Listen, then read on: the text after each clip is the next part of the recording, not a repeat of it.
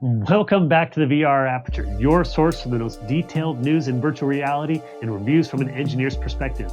I am Destroy Troy, and I'll be your host of the Aperture.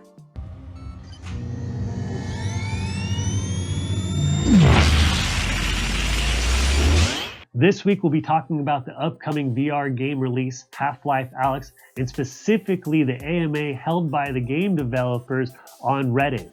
But real fast, we want to plug that we'll be doing a live stream on the release date of Half-Life Alyx and then a subsequent gameplay and review videos. So please check back with us for that. But back to the subject of Half-Life Alyx. But before we get to the nitty gritty, we have a few announcements for you. Those of you who've been having a hard time getting your hands on an index kit, Valve has said that they will be having index kits back in stock in time for the game release. So for some of you, this may be very exciting news. In addition to that, if you've already bought your index kit and bought it by 2020, this may be very exciting news if this is the first you're hearing of it, that you have been given a free copy of Half-Life Alyx. Go check your Steam library right now and see if you have a copy of Half-Life Alyx. There's no thumbnail, and of course you can't play the game yet because we haven't reached the release date, but very exciting news, right? A $60 game for free. So go check your Steam library. And additionally, if you haven't played the first two Half-Life games or want to go back and play them again before the new release, Half-Life 1 and 2 is free to play apparently on Steam, and so go check your library. Steam 1 and 2 should be free to play until March. Now on to the topics from the AMA, held by the Valve developers on Reddit. Some of the things you probably already heard if you've been following it along on YouTube, that the game is finished and in the polishing stages, and that this is the largest team ever used for the Half-Life game development, being 80 people. The game is supposedly going to be a comparable length to the previous Half-Life games. So maybe one of the largest and most robust VR games to date. So that's another very exciting thing. We're very excited to try it. But a few of the things that you may not have heard about if you didn't read the AMA on Reddit yourself and the developers were actually very specifically excited to talk about the improved soundscape. If you're not familiar with the term soundscape can be defined as a listener's perception of sound as heard in a given environment. And another definition would be sound or a combination of sounds that form within a given area as modified by the environment. And basically all this is saying is, how does changing the room you're in change the effect of sounds from weather, creatures, your interaction with objects, machinery, music, voices. And you've probably experienced this yourself. If you ever sang in the shower, your voice is acoustically different in the shower than it might be in your bedroom. And the Valve developers paid particular attention to this, and so that your experience audibly should represent the environment that you're in. In regard to the new soundscape system, the Valve developer specifically said, we've had to change how we think about the sounds we make and implement. And main one was figuring out ways of making the environment sonically interesting for players who want to take their time and explore, which happens much more in VR.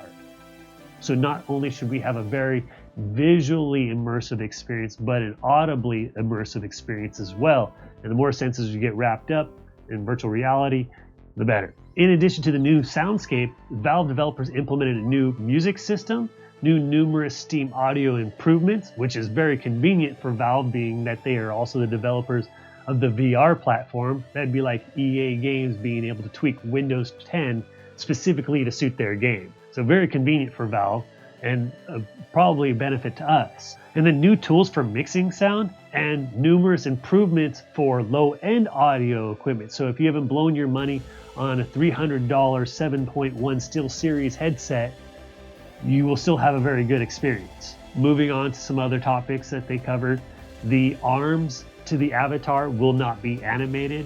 Only the hands from the wrist down will be animated, and this was a choice that was made subsequent to some of the feedback from the play testers.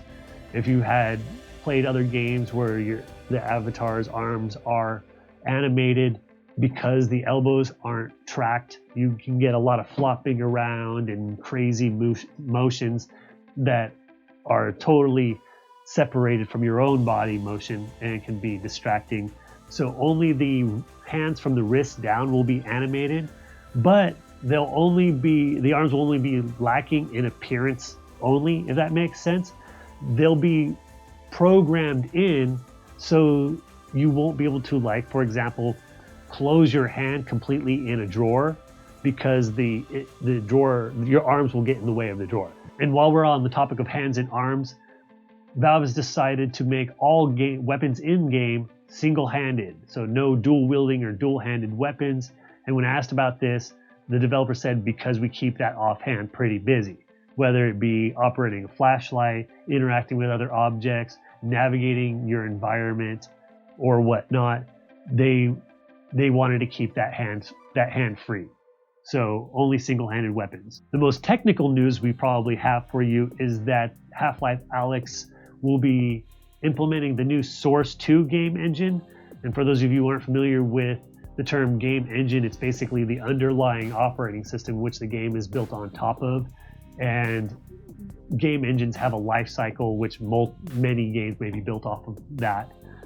And this one is specifically highlighted for being capable of rendering highly complex and detailed scenes with minimal frame drops, and that the 64-bit support allows for better multi-core rendering and 3D rendering. In regard to this, the Valve developers stated that everything from how geometry is built and textured to how asset creation is done has been improved.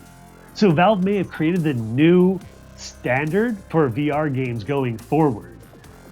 We'll just have to see how well it's implemented. And the last bit of news that we have for you, not really having to do with the technical aspect of the game, but with the organization of the team itself, Valve implemented a quasi-layer system which allowed for teams to independently work on level creation by level designers or sound designers or artists and whatnot, and then combine those individual map files later. And the game developers said that this had a huge impact on the number of disciplines that can be implemented in map creation. So we may have a whole new experience, unlike we've ever seen before in VR, specifically pertaining to video games. You know, Google Earth is pretty mind-blowing. But as far as it relates to video games, this may be a whole new ballpark. So stay tuned. Next month, we'll be doing, like we said earlier, we'll be doing a live stream on the 23rd, and then a subsequent gameplay and review videos. So stay tuned, come back and check with us for those. And if you like this video, please hit the thumbs up. And if you want to support this channel, please hit subscribe. And as always, enjoy the rest of your week. Oh yeah, it's Valentine's Day today, huh? Oh, happy Valentine's Day, everybody. I gotta go.